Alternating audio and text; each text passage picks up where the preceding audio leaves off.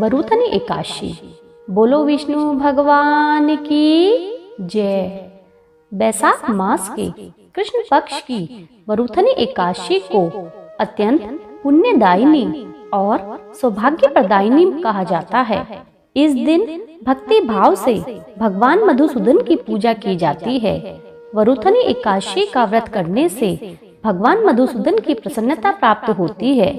भगवान मधुसूदन की प्रसन्नता से संपूर्ण पापों का नाश होता है और सुख सौभाग्य में वृद्धि होती है।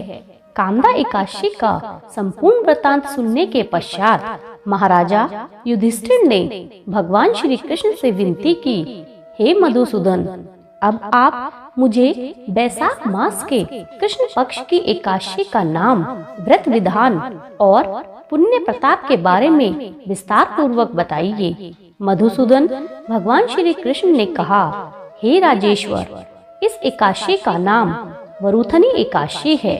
यह सौभाग्य देने वाली, सब पापों को नष्ट करने वाली और अंत में मोक्ष को देने वाली है। इस व्रत को यदि कोई अभागिन स्त्री करे तो उसे सौभाग्य मिलता है। इसी वरुथनी एकादशी के प्रभाव से राजा मानधाता स्वर्ग को गए थे। वरुथनी एकादशी का फल 10,000 वर्ष तक तप करने के बराबर होता है।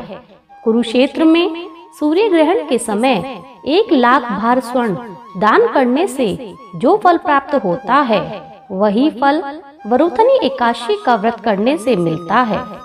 वरुथनी एकादशी के व्रत के करने से मनुष्य इस लोक में सुख भोग कर परलोक में स्वर्ग को प्राप्त करता है। शास्त्रों में कहा गया है कि हाथी का दान घोड़े के दान से श्रेष्ठ है और हाथी के दान से श्रेष्ठ तिलों का दान है। तिलों के दान से श्रेष्ठ स्वर्ण का दान और स्वर्ण के दान से श्रेष्ठ अन्न का दान है।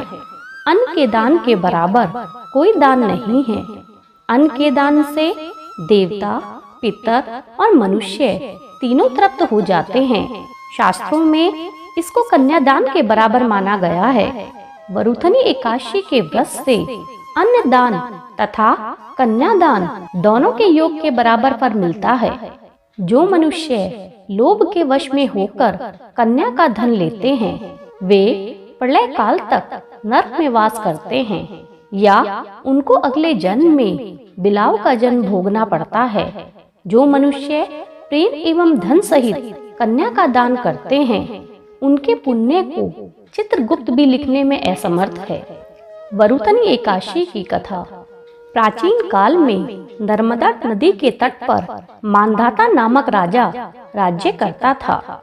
वह अत्यंत ही दानशील और तपस्वी राजा था। एक दिन तपस्या करते समय एक जंगली भालू राजा मानधाता का पैर चबाने लगा। थोड़ी ही देर बाद भालू राजा को घसीटकर वन में ले गया। राजा घबराकर भगवान विष्णु से प्रार्थना करने लगा। भक्त की पुकार सुनकर विष्णु भगवान ने अपने सुदर्शन से भालू को मारकर अपने भक्त की रक्षा की। भगवान विष्णु ने राजा मानधाता से कहा, हे पुत्र, मथुरा में मेरी 12 अवतार की मूर्ति की पूजा वरुथनी एकादशी का व्रत रखकर करो। उसके प्रभाव से तुम पुनः अपने पैरों को प्राप्त कर सकोगे।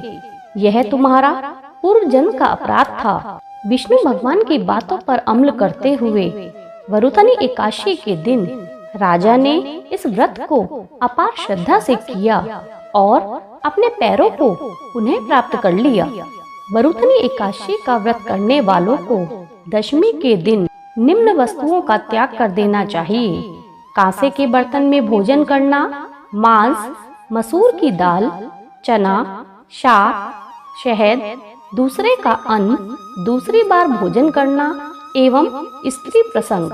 व्रत वाले दिन जुआ नहीं खेलना चाहिए और शयन भी नहीं करना चाहिए।